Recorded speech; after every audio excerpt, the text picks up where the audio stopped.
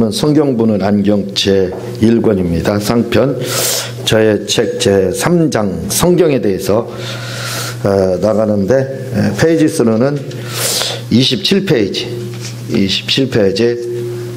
이렇게 나가도록 하겠습니다. 먼저 서론적으로 성경을 왜 기록하게 됐는지 이 부분에 대해서 제가 말씀을 먼저 드렸습니다. 성경을 가리켜서 이제 특별 계시 이렇게 말씀을 하는데, 그것은 계시라는 것은 하나님이 알려졌다 이 말입니다. 그래서 아포칼립스 이렇게 이야기를 하는데, 그 뜻은 우리가 복잡하게 생각할 거 없어요.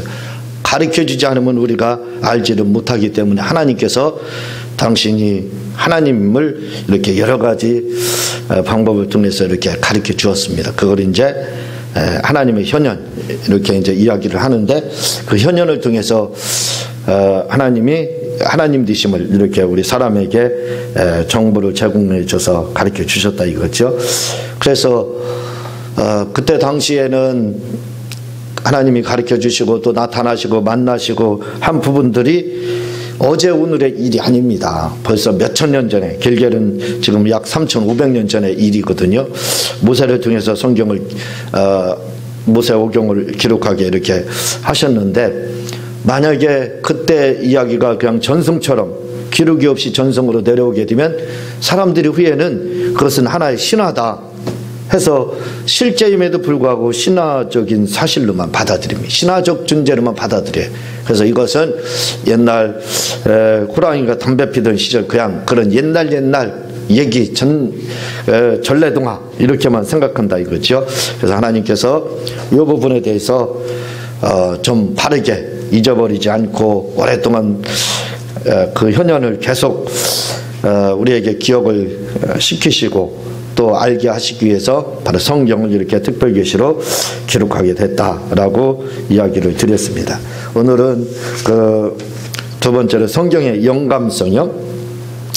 이 영감이라는 말이 헬라어로 푸뉴스토스 이렇게 되는데, 데우스는 신, 하나님이라는 뜻을 가지고 있고, 푸뉴스토스 이런 바람을 맞다, 숨을 쓰이다 이런 뜻을 가지고 있습니다. 그래서 하나님 바람에 숨에 쓰인 것, 이게 이제 영감이다 이렇게 이야기하는데, 이렇게 영감이다 또 하면은 이 말이 무슨 말인지 또 알아듣기 힘들어요.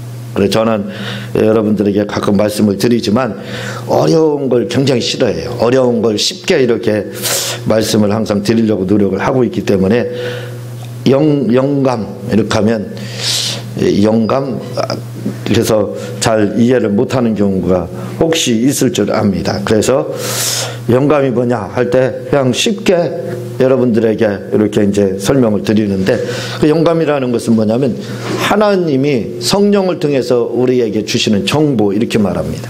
그러니까 영감이 뭡니까 할 때 그 데우스 푸니스토스라고 해서 하나님의 숨에 쓰이다 이런 뜻을 가지고 있는데, 그 하나님의 숨에 쓰이는 것이 뭡니까? 복잡하다 이거죠. 그러니까 그렇게 이제 복잡하게 이해하면, 또 복잡하게 이해하면 금방 잊어버립니다. 그러니까 오래 잊어버리지 않게 하기 위해서는 우리가 금방 알아들을 수 있는 그 용어가 바로 있습니다. 그 이제 성령을 통해서 하나님이 주시는 정보. 그러니까 성경이 어떻게 기록됐느냐 할 때 하나님이 주시는 정보에 의해서 기록됐다는 거예요. 하나님이 각 기록자들에게 성령을 통해서 정보를 주셨다는 겁니다. 그 정보에 의해서 이제 기록자들이 이렇게 성경을 기록하게 되었습니다. 그러니까 영감이라는 말을 다른 말로 바꾸면 정보 이렇게 되면 되는 거예요. 영감이 뭡니까? 정보다. 이렇게 하나님이 주신 정보 이렇게 여러분들이 생각을 하면 영감이라는 뜻이 바로 정보구나 하고 금방 여러분들이 이해를 하게 될 줄로 그렇게 믿습니다. 제가 가끔 말씀드리지만 영감이라는 것은 항상 물과 같이 또는 시간과 같이 그냥 놔두면 흘러가요. 흘러가기 때문에 이게 사라질 수가 있습니다. 그래서 영감을 저장할 필요가 있어요. 아니 영감을 어떻게 저장합니까? 요즘엔 컴퓨터로 다 파일을 저장을 하지요. 또 동영상도 다 파일로 저장을 하기 때문에 10년 전에 그 내 모습도 얼마든지 현실처럼 이렇게 과거를 볼 수가 있습니다. 그런 시대가 됐어요. 이렇게 파일을 저장하는 것처럼 아니 영감이라고 하는 것을 저장할 수 있습니까? 하나님이 주시는 정보, 여러분 이 하나님이 주시는 정보도요 시간이 지나면 흐리멍텅해집니다. 그래서 흐리멍텅해져 가지고 잊어먹을 수가 있어요. 이 정보도 시간이 가면 잊어버릴 수가 있습니다. 그래서 영감도 저장을 해야 돼요. 컴퓨터에 파일을 저장하듯이 저장할 수가 있습니다. 물을 저장하려면 물을 저장하는 데는 뭘로 다 저장하냐면 저수지나 댐을 가지고 물을 저장을 해요. 마찬가지입니다. 하나님의 영감도 그냥 놔두면 한없이 흘러가요. 그러다가 후에 가면 그 꼬리도 없어집니다. 그래서 후에는 그게 하나의 전승처럼 이렇게 남을 수가 있어요. 그러니까 물을 저장할 수 있는 것처럼 컴퓨터에 파일을 저장하는 것처럼 영감도 저장을 할 수가 있습니다. 신기하죠? 어떻게 영감을 저장합니까? 영감을 얼마든지 저장할 수가 있어요. 그 저장하는 방법이 뭐냐면 바로 기록을 하는 겁니다. 물을 가두는 것은 댐입니다. 물을 가둬야 된다 이거죠. 그게 저장하는 겁니다. 또는 저수지가 물을 가두는 거죠. 그렇게 가두고 댐을 만들어서 가두고 저장을 할 수가 있다 이거죠. 마찬가지입니다. 영감도 우리가 얼마든지 저장을 할 수가 있습니다. 그래서 그 저장하는 방법이 바로 뭐냐면 이렇게 기록을 해두는 거예요. 그래서 그 기록을 해놓는 것이 바로 영감을 저장하는 겁니다. 저에게도 이제 수도 없는 그러한 영감, 하나님이 주시는 정보들이 있죠. 그걸 이제 어떻게 정리를 하다 보니까 책이 지금 27권 이렇게 나왔어요. 27권 이렇게 나왔는데 그것은 그냥 제가 내가 책을 써야 되겠다 해서 그냥 펜을 들으니까 펜 쪽에서 그 먹물이 나오는 것처럼 설설설설설 나와가지고 책을 썼겠다. 그렇게 쓰는 사람 모르겠습니다. 있을지 모르지만 저는 안 그래요. 그게 아닙니다. 30년 동안에 하나님께서 조금 주시는 그 영감을 그때그때 컴퓨터 파일에다 그 파일을 저장하는 것처럼 조금 저장을 해놓는 겁니다. 흐르는 물을 조금 가져다 보니까 저 댐이 되는 것처럼 그렇게 저장을 하는 거예요. 그게 뭐냐면 바로 기록을 해놓는 겁니다. 그래서 30년 동안 그 영감을 기록을 하고 그걸 이제 꺼내서 쓰는 거예요.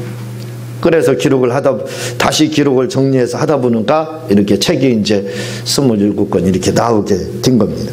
마찬가지라 이거지요. 성경도 바로 그 영감을 기록한 거라 이거지요. 영감을 저장해 놓은 거랑 다름이 없는 거예요. 그래서 영감을 저장해 놓은 것을 바로 이 성경이다 이렇게 여러분들이 이해를 하면 되는 겁니다. 그 영감이 뭐라고요? 하나님이 주신 정보. 그렇지만 제게 하나님이 주시는 정보는 완벽하지 못합니다. 제가 사람이잖아요. 하나님이 아니잖아요. 제가 예수님이 아니니까 하나님이 제게 주시는 정보들은 어떤 경우는 잘못된 정보도 들어올 수 있습니다. 반드시 이것이 완벽한 정보다 저한테 제가 그렇게 말할 수가 없어요. 이것은 어느 면에서는 부족한 부분도 있고 계속 또 채워야 될 부분도 있고 또 잘못 제가 받은 경우도 있을 수 있습니다. 오류가 있다 이거죠. 그러니까 제가 책을 이렇게 썼다고 해서 그것이 이건 성경과 같이 완벽한 거다 그렇게 말할 수 없다 이겁니다. 어딘가 모르게 잘못된 부분도 있을 수 있어요. 그게 이제 사람이 하나님으로부터 받은 저 같은 사람이 받는 그런 영감입니다. 그러니까 저 같은 사람이 받는 영감은 이렇게 맞는 부분도 있고 다 맞는다 할지라도 90% 맞으면 많이 맞겠죠. 10%의 오류 또는 몇 프로의 오류가 있을 수가 있습니다. 그러니까 저에게는 그것이 한계예요. 그렇지만 성경은 그렇지 않다 이거죠. 성경이라는 것은 하나님이 주신 정보인데 저처럼 그냥 이런 오류가 있는 정보가 아닙니다. 그렇게 오류가 있이 하나님께서 주신 정보가 아니라 이 정보는 하나님이 완벽하게 주셨다 이거죠. 그래서 하나님의 숨에 완전히 쓰여가지고 그래서 성경을 기록했다 해가지고 데오스 푸뉴스토스 이렇게 영감을 헬라어로 그렇게 말을 하는 겁니다. 완벽하다 이거지요. 오류가 없다 이겁니다. 저는 오류가 있지만 그러나 하나님이 이 성경의 기록자들에게 이 영감을 주실 때는 그러한 오류가 없이 이렇게 기록을 하게 하셨다는 것, 그걸 여러분들이 기억을 해야 됩니다. 자, 그러면 세 번째로 보면요, 성경의 영감의 방법이 이렇게 나오고 있습니다. 성령께서 어떻게 성경 기록자들을 통해, 저자는 성령님이시라고 했죠. 저자이신 성령님께서 기록자들에게 어떻게 역사를 하셔서 기록을 하셨기에 오류가 없는 정보가 됐느냐 이거예요. 거기에는 몇 가지 방법이 있습니다. 하나님께서 오류가 없이 성경을 기록하는 데는 여러 가지 방법들이 있습니다. 그것이 이제 첫 번째가 바로 성경 영감의 방법에는 기계적 영감설이 있다, 이렇게 이제 이야기를 하고 있죠. 기계적 영감설. 그러니까 성경을 하나님께서 기록을 하는데 어떻게 기록했느냐, 어떻게 그들에게 영감을 주셔서 기록했느냐, 이제 후세에 와서 이 부분을 한번 생각을 해보는 겁니다. 그 기록한 당사자들은 벌써 저 낙원에 가 계시잖아요. 그러니까 이제 후세에 와서 어떻게 영감했을까 하니까 아마 이렇게 영감으로다, 완벽하잖아요. 성경이 하나님의 그 영감으로다 오류 없이 완벽하게 기록이 됐잖아요. 100%요. 그러니까 그거에 대해서 어떻게 이제 후세 사람들이 하나님께서 역사하셨을까 해서 이제 이렇게 아마 영감을 하셨기 때문에 그래서 오류가 없을 거다 하고 이제 주장하는 겁니다. 그것이 이제 첫 번째가 뭐냐면 바로 기계적 영감설이란. 기계 이렇게 하니까 어려워요. 이 말도 굉장히 어렵습니다. 기계적으로 다 영감을 하셔서 이것도 어렵게 여러분들이 들릴 수가 있어요. 그래서 이 말을 쉽게 그냥 바꾸면 되는 겁니다. 기계적이다는 말은 뭐냐면 그냥 하나님이 불러주시는 대로 그냥 썼다 이 말이에요. 기계적 영감설. 그래서 받아쓰기 한 거, 마치 받아쓰기 한 것처럼 하나님이 이렇게 불러주셨는데 그걸 그냥 받아쓰기 하듯이 이렇게 저자들이, 기록자들이 기록을 했을 거다, 이렇게 이제 생각을 하는 겁니다. 그렇게 주장하는 사람들이 기계적 영감설을 주장하는 거예요. 과연 그럴까요? 이게 맞을까요? 두 번째는 또 성경을 기록하는데 어떻게 이 저자들에게 하나님께서 역사하셨을까 해서 두 번째는 아마 다른 방법으로 기계적으로만 하시지 않았을 거다, 다른 방법이 있을 거다, 아마 동력적으로 했을 거다. 말이 좀 어려워요. 그래서 동력적, 이걸 이제 쉬운 말로 여러분들이 바꾸게 되면 간단합니다. 성령께서 그들을 감동시켜 주셔서 감동만 시켜가지고 하나님이, 그러니까 이건 뭐냐면 하나님이 영적으로 다 그냥 영적인 정보만, 소스만 제공을 해줬다, 이렇게 생각하면 돼요. 하나님이 어떤, 이제 제가 책을 기록하는 것처럼 책을 이제 쉽게 이제 여러분들이 이해할 수 있는 것은 뭐냐면, 제가 책을 이렇게 기록하는 것처럼 하나님이 그렇게 저에게 영감을 줘서 기록한 것처럼 아마 그런 식으로 성경을 이렇게 저자들을 통해서 기록하지 않았을까, 이제 이렇게 주장하는 무리들이 있다 이거죠. 그런데 이것은 말씀을 드렸지만, 제가 서두에 말씀을 드렸지만, 사람에게는 100% 완벽한 그러한 영감이 있을 수가 없습니다. 오류가 있다고 제가 말씀을 드렸죠. 저라는 사람은 오류가 있는 사람입니다. 제가 많은 책을 기록을 했지만, 썼지만 마찬가지다 이거죠. 이렇게 그렇게 하나님이 주시는 그 영감으로만, 그 정보로만 이렇게 기록을 했으면 거기에도 감동으로, 다시 말하면 감동으로 다 이렇게 기록을 했으면 거기에도 어떤 오류가 있을 수가 있다 이거죠. 그래서 이걸 가리켜서 바로 동력적 영감설 이렇게 합니다. 그래서 우리가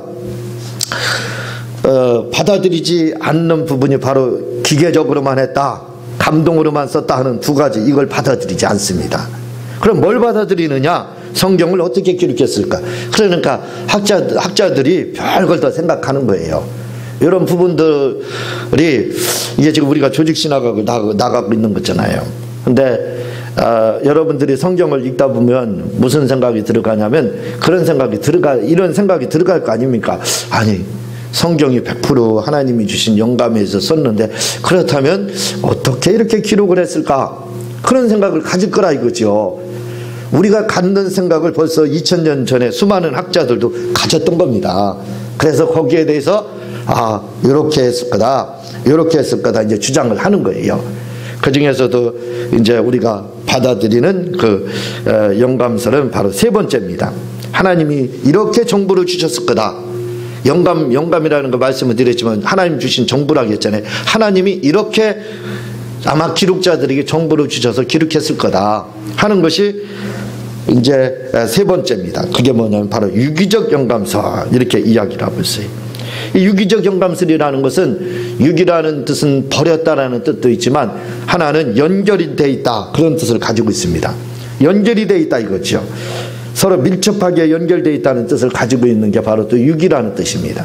그러니까 유기적 영감설이라는 것은 하나님이 정보를 주실 때 단순히 기계적으로 받아쓰기, 너는 받아만 써라 해서 받아쓰기처럼 해서 사람을 기계처럼만 활용했겠느냐 이거예요. 그렇지 않다 이겁니다. 그럼 그렇지 않은데 그것도 가미가 됐을 거다 하는 것을 인정하는 거예요. 좀 어렵죠?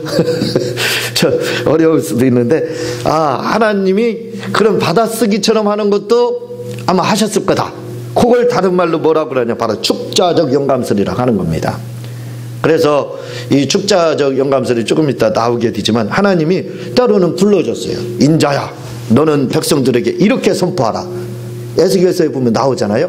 그래서 에스겔이 그대로 선포를 하고 저 에스겔 골짜기에 있는 뼈들을 향해서도 하나님이 이렇게 하라는 대로 하니까 살아나더라, 이렇게 나오지 않습니까? 그게 바로 뭐냐면 축자적 영감설이라고 하는 거예요. 축자. 그걸 이제 바꿔서 바로 그것만 계속 띄면 기계적 영감설이 드는데 그러한 축자도 들어갔다 해서 이 기계적 영감설이라고 말하지 않고 이 부분을 바로 축자라고 하는 겁니다. 그러니까 축자적 영감설은 기계적 영감설을 말하는 거예요. 사실은요, 받아쓰기 한 것처럼 한 거기 때문에. 그런데 다른 건 뭐냐, 기계적 영감설은 처음부터 끝까지 기계적으로 받아쓰기만, 사람을 기계처럼 활용했다 이거예요. 받아쓰기만 하게끔 해서 성경을 기록했다 이렇게 주장하는 것이 그게 이제 기계적 영감설인데, 축자적 영감설은 그게 아니에요. 다 하나님께서 사람을 받아쓰기 하는 것처럼 기계적으로 쓴 것이 아니라 중요한 부분은, 이 부분은 꼭 그대로 이제 직접화법이죠. 직접화법으로 전해야 될 부분은, 합법으로 말하면 그게 직접화법입니다. 직접화법으로 전할 부분은 바로 축자로다, 기계적으로 그렇게 쓰게 하고, 그리고 나머지 간접화법이죠. 이제 전달하는 거, 간접적으로 전달하는 이 간접화법이라고 하죠. 이런 부분은 동력적으로, 그러니까 감동받은 부분에 대해서 이제 저자들의 의도에 의해서 문체나 단어나 이런 것을 자기 수준에 의해서 배운 만큼 거기에 맞게끔 이제 이렇게 간접화법으로 전달해 줬을 거다, 기록을 했을 거다 하는 것이 바로 이제 유기적 영감설입니다. 요걸 하나 성령께서는 성경을 기록할 때 이 부분을 다 이렇게 활용을 한 겁니다. 그러니까 성경을 기록할 때 그냥 받아쓰기만 하는 걸로 다 기록한 것도 아니고, 그 받아쓰기는 뭐예요? 합법으로, 영어의 합법으로 하면 직접 합법으로 다 기록도 하고 하셨다 이거예요. 그리고 또는 간접화법인 이 동력적 영감설을 활용을 하셨다 이겁니다. 그래서 그 사람들의, 기록자들의 배운 정도에 따라서 이제 그 문체가 다를 수 있게끔도 할 수 있게끔 그렇게 기록을 하게 했다 이거지. 여러분, 이게 있어요. 저는 어떤 분들은요, 말을 딱 들으면, 재밌는 말을 들으면 그걸 그대로 잘 이렇게 전달해 주는 분이 있습니다. 말 잘하는 분들이 그렇게 하잖아요. 딱 들은 걸 아주 막 집적 화법처럼, 이걸로 하면 기계적 영감설이죠, 딱 전달을 해주는 분들이 있습니다. 참 그런 분들은 제가 부러워요. 그런데 저는요, 그게 못 됩니다. 저는 누구한테 이야기를 들으면 그걸 그대로 이렇게 전달을 못해요. 직접화법이 약합니다. 그래 해줘야 되는데 머리에서는 그게 떠오르는데 입에서는 그게 단어가 안 나와. 그 따라가지를 못해요. 그래서 저는 다른 사람한테 들은 이야기를 할 때 내 나름대로 표현을 해요. 핵심은 골자는 그대로입니다. 근데 제 나름대로 이렇게 해서 표현을 해요. 그걸 바로 뭐라고 그러냐면 간접화법이라고 하는 거예요. 제 나름대로 그 내용의 핵심 요지는 틀리지 않으면서도 내 나름대로 맞게끔 이렇게 전달해주는, 그게 이제 간접화법이라고 해요. 그걸 여기서는 바로 동력적 영감서를 이렇게 받아들이면 돼요. 이렇게 성경은 그런 동력적 영감설도 활용을 하셨고, 이렇게 기계적 영감설인 축자적 영감설도 활용을 하셨다 해서 성경을 기록하게 하셨다. 그래서 성경이 100% 영감됐다 하는 것이 바로 세 번째 유기적 영감설입니다. 이걸 우리가 받아들이는 거예요. 말로 다 이거 설명하니까 저도 힘들고 여러분들도 아마 힘들 수도 있을지도 모르겠습니다. 근데 무슨 말씀인가 이해가 되죠? 최대한 제가 지금 쉽게 설명을 하려고 하다 보니까 이렇게 하기는 하는데 모르겠습니다. 여러분들이 영특하시니까 아마 쏙쏙 잘 아마 들으셨을 줄도 믿습니다. 네 번째 보면요, 30페이지에 영감의 범위. 그러면 영감을, 성경의 영감의 범위예요. 성경이 영감을 하셨는데 어느 정도로 관여해서 했느냐 이거예요. 어느 정도로 관여해서. 그게 이제 성경의 영감의 부분이에요. 그래서 이제 여기에도 의견이 분분합니다. 성경을 하나님께서 정보를 주실 때 직접 합법으로 한 부분만 하나님이 영감을 하셨을 거고, 간접법으로 한 부분은 영감을 조금만 했을 거다 하는 것을 이제 이야기하는 거예요. 그게 바로 뭐예요? 영감의 범위, 이렇게 생각하면 되는 거예요. 그래서 어떻게 하나님께서 영감하셨을까 할 때 첫 번째가 뭐냐, 부분적으로다.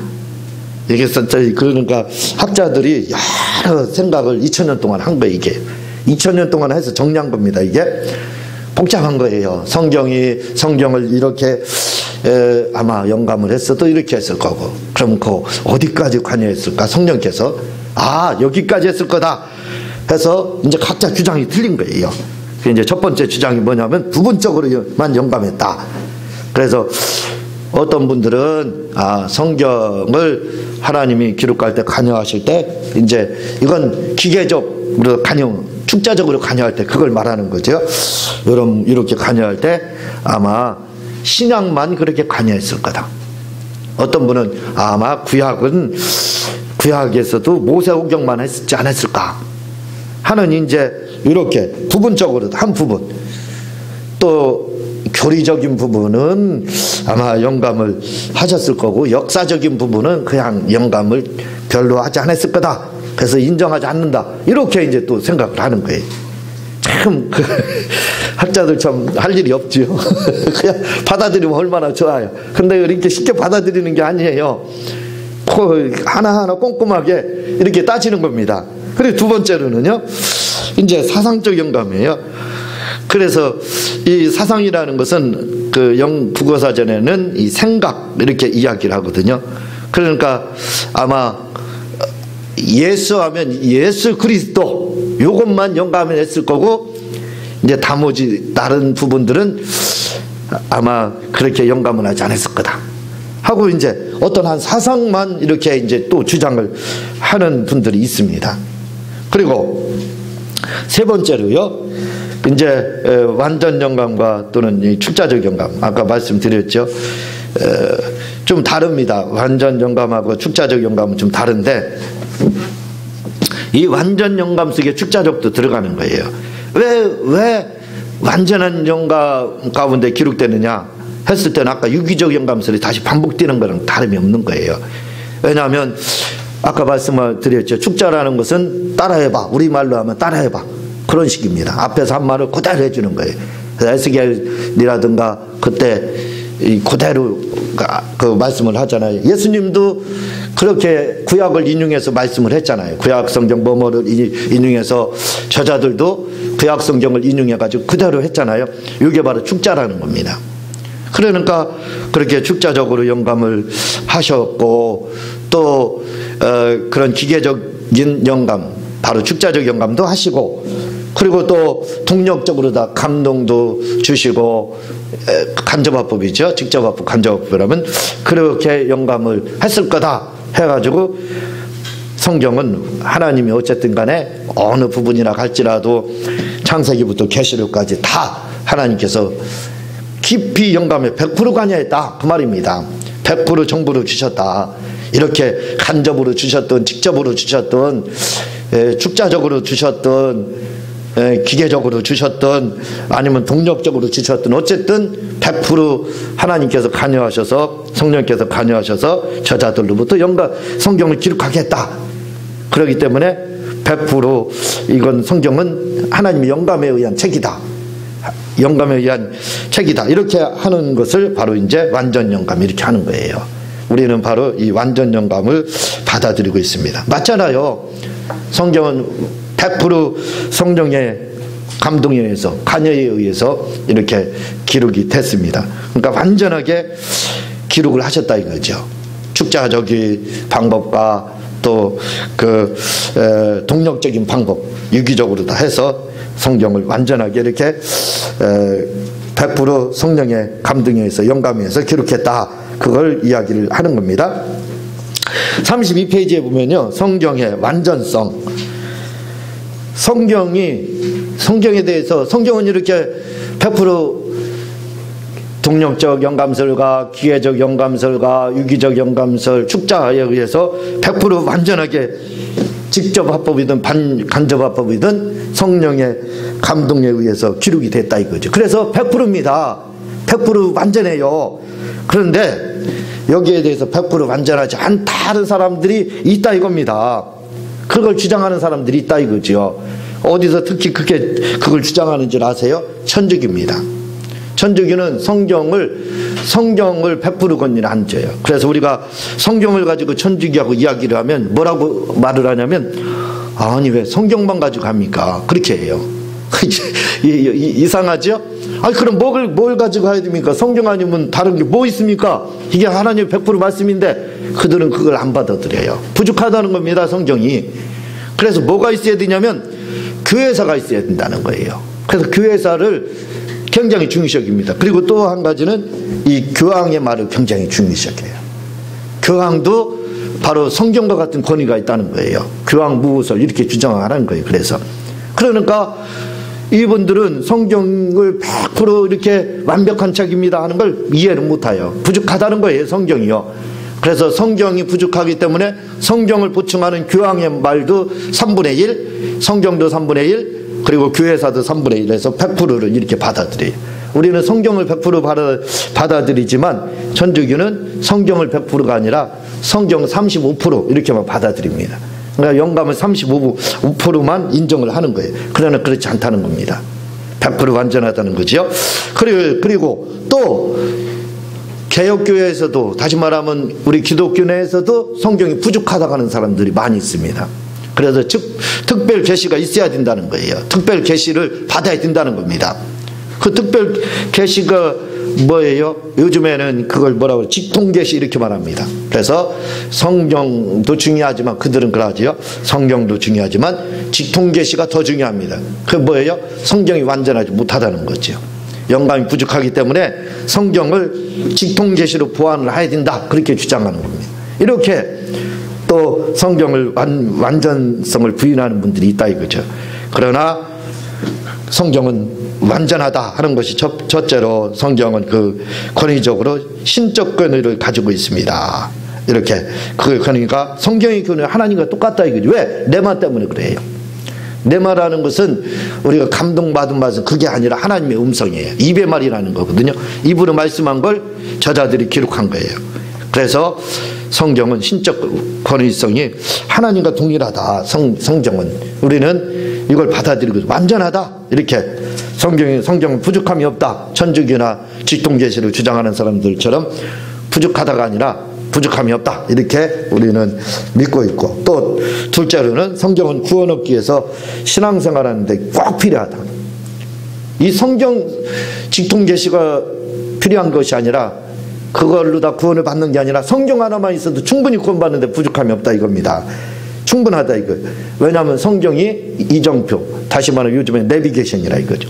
그렇죠? 그래서 성경만 쫓아가면 천국 가고, 성경만 쫓아가면 예수님 만나고, 성경 쫓아가면 성령도 받고, 성경 쫓아가면 병도 낫고, 성경 쫓아가면 귀신도 떠나고, 그렇잖아요. 구원도 받고 하나님께서 주시는 복도 받고. 그래서 성경은 구원받는 데 있어서 이정표 같은 내비게이션과 같기 때문에 성경은 100%다 이겁니다. 부족한 게 없다는 거죠. 그리고 또 성경은 복잡하지 않고 간단 명료하다.